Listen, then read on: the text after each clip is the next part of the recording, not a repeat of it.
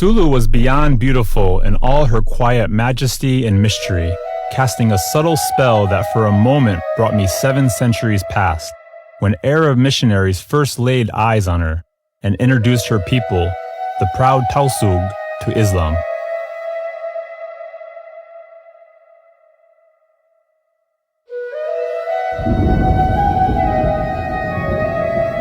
In pre-Hispanic times, it was through the passages for travel and trade that Islam reached the southernmost shores, pioneered by Sheikh Karim ul Maktoum in 1380.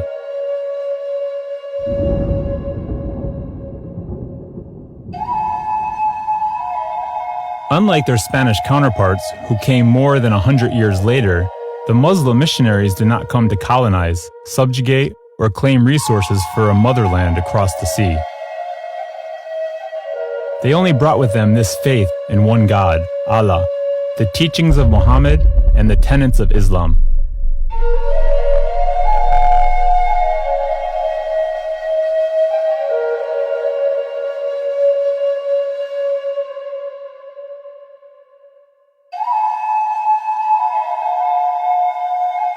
Holo had a dreamlike quality. Between earth and sky, above a patchwork of rusty tin roofs in the capital, the profile of a mosque that survived the burning of a city in the 1970s, Masjid Tulay, stood quietly with its round dome and crescent moon at the center of 4 towering pillars.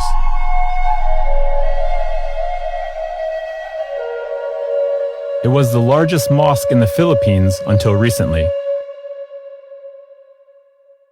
Since it was established in 1884, it had been the home of worshippers from all walks of life.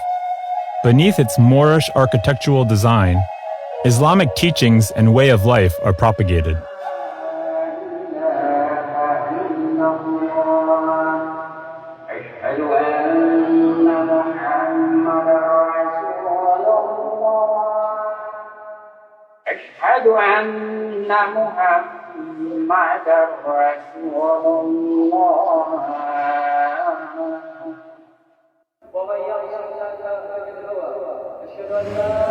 The call to prayer reverberates from loudspeakers on minarets, rising above the bustle of the city, summoning everyone within hearing distance to the higher purpose of worship.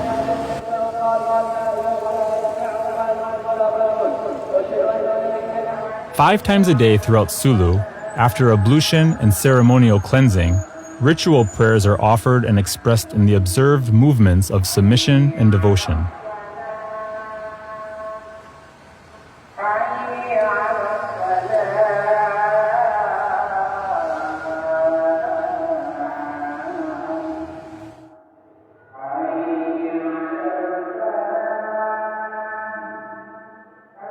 At sunrise, noon, mid-afternoon, sunset, and after nightfall, every Muslim, their heads covered by a cap or veil, perform ritual protestations towards Mecca.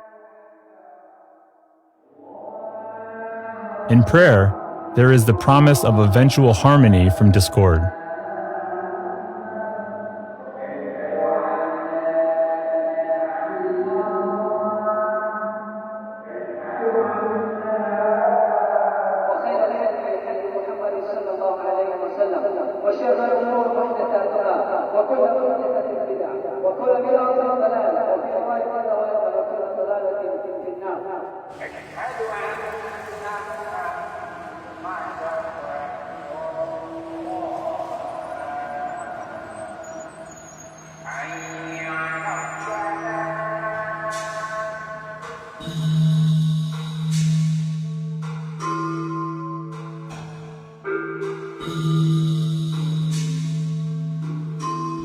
Rituals abound in any society to commemorate times passing and to mark the stages of life.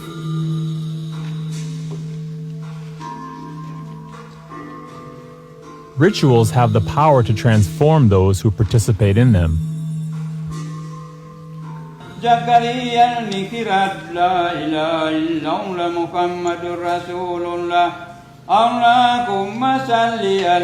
These activities facilitate a conversion, a change in status, transitioning one from a state of indeterminacy to permanence and completion.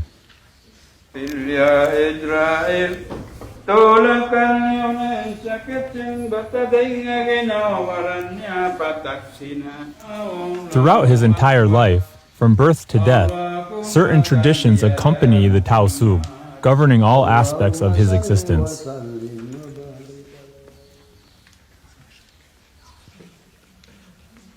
The pagunting, a Thanksgiving ritual, is one of these customs. The pagunting ceremony is held when the child is between a week to a month old. Attired in the best garments, the child is brought to awaiting imams, huddled in a circle.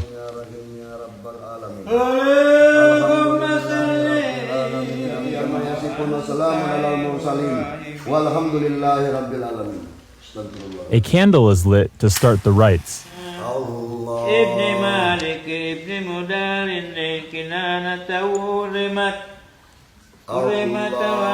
Verses from the Quran are read.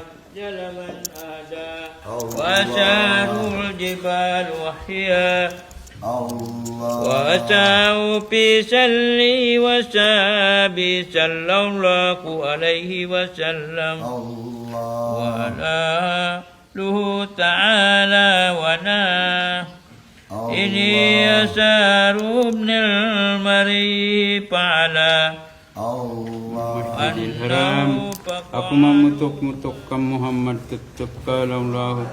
tuft of hair is cut just above the forehead and is set aside for safekeeping.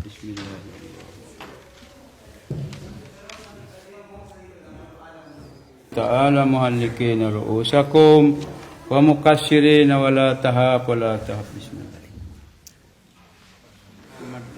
قال الله تعالى مهلكين رؤوسكم ومقصرين ولا تهاب ولا تهب بسم الله يا الله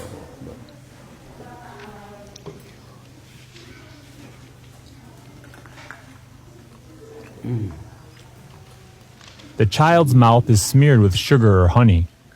In the Quran, honey is mentioned to possess health benefits. The pagunting is believed to be a reflection of the acts of the angel Gabriel towards the Prophet Muhammad on the day he was born.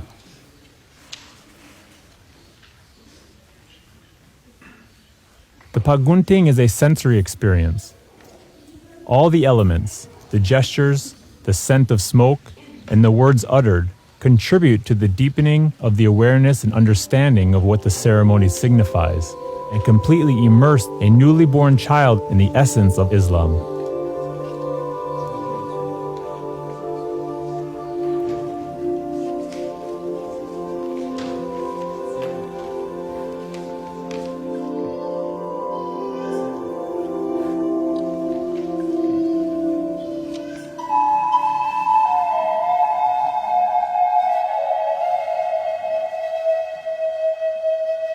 Islam is derived from the root word salam, which means peace.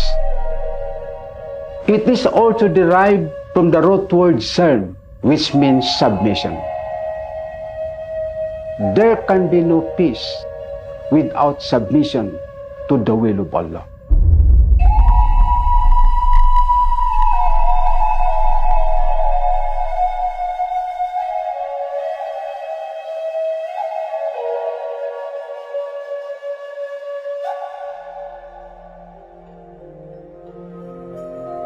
Like Masjid Tulay, the mosque that stands at the heart of Hulu, Islam is firmly entrenched at the center of the lives of the Tausug and Suluwanons.